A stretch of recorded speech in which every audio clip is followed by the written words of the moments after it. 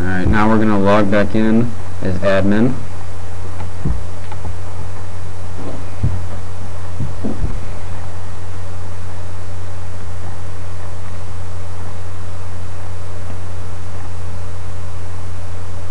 Takes a little second for the desktop to load up here.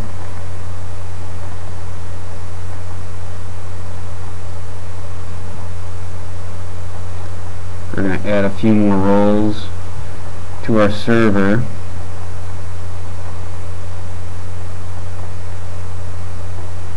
We're going to add DHCP server. Click next. Next again. Next.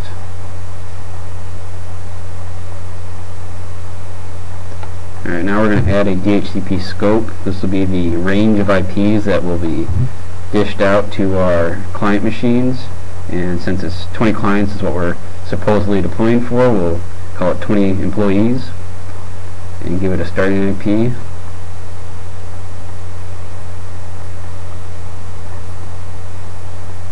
And this will just be a basic Class C address, so it'll have the default subnet mask of 225.225.225.0. And it's important you get that right, otherwise we will have a big mess. Okay, now we're going to click next.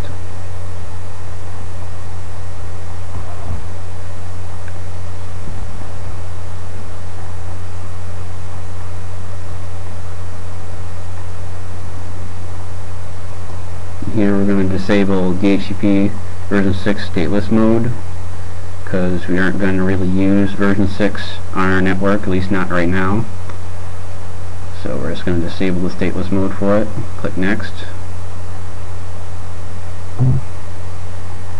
And next again.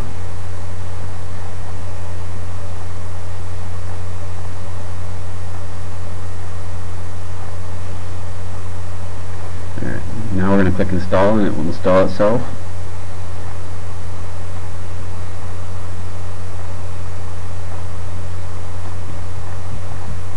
We're going to close out of that.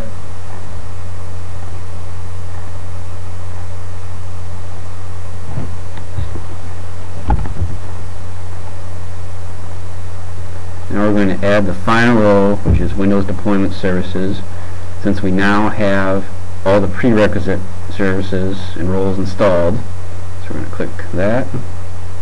Next. We're going to leave both those checked and click next, and we're going to install it. Now we have everything, all the roles installed in order to do a remote deployment of a client.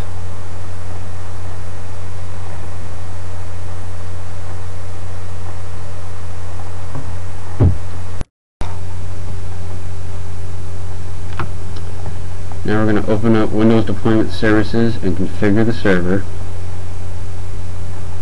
Since it's a brand new server, we'll have to configure it here. So we open up Windows Deployment Services. We highlight our server, the feature at eventuworks.com. And we go up to Action, Configure Server. Click Next. Next. And click Yes to this little warning. Make sure you highlight or check these two boxes. Respond to all clients, computers, and click Finish.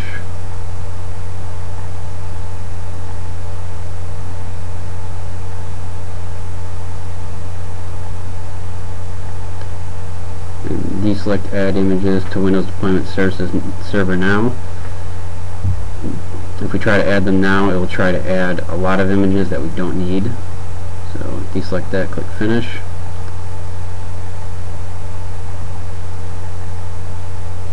Now we're going to make an install group.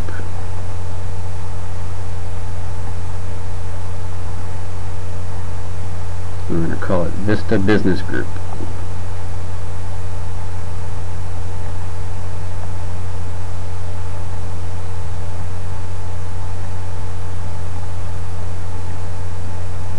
And click Next.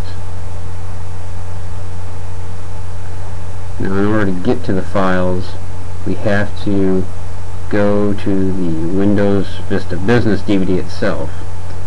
So since that's an ISO on your computer already, we're going to mount that ISO. So go up to VM, remove the devices, and CD player there. And we're going to actually tell it to use this ISO file. So you'll have to browse to the file, and it will be different for you. It will be in C Images, and it will be Vista Business DVD. This is done on a personal computer, so that's why it's in a different location.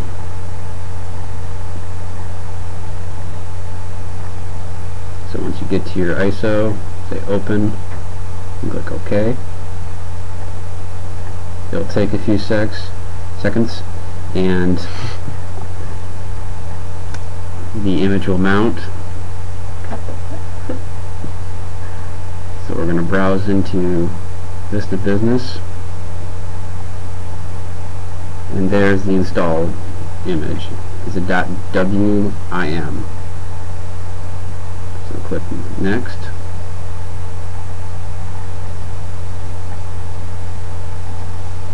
And these are a bunch of images we don't need along with it. We just need the very top one, which is the basic business one. And click Next. And it will take a little bit to add it. So now we got to add a Buddha image to go along with it, which is located right next to the install WIM under sources on the ISO CD. And the default name is fine. Click Next.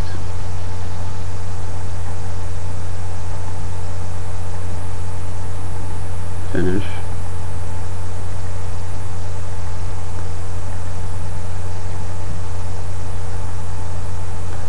Now we have these images, we have to get the software in order to create the unintended install file.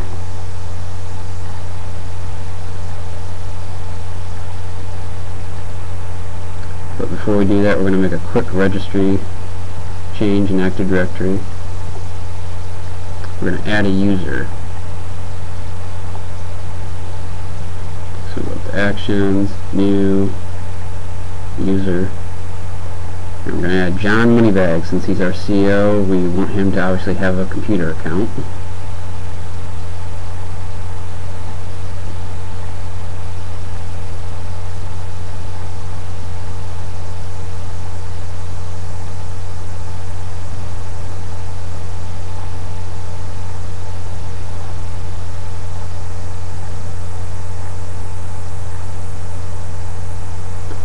And just for fun, we are going to set his password to ILoveMac7.